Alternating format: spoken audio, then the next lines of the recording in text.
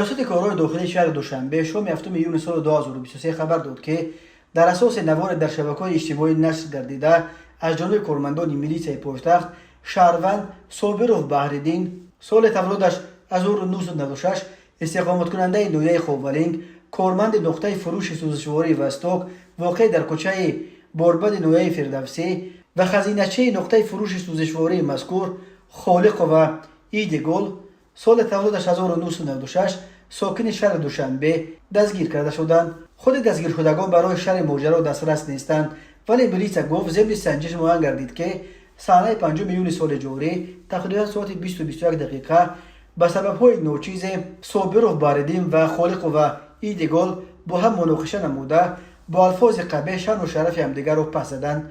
همزمان نوار حادثه مذکور در شبکه‌های اجتماعی نیز نشر گردیده واکنش‌های منفی شهروندان را به میان آورده است.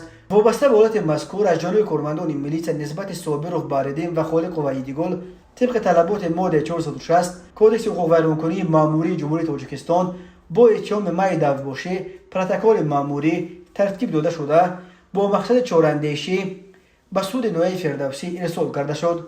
سود در نوبت خود نسبت به هر کدام از نامبردگان جزا در نمود جریمه مأموری به اندازه 10 نشان دهنده برای صبح یعنی 680 سومانی یا تقریبا $60 تعیین نموده. درباره سبب مناقشه دو همکار چیزی نگفته است. تفسیرات دیگری حادثه در دست نیست.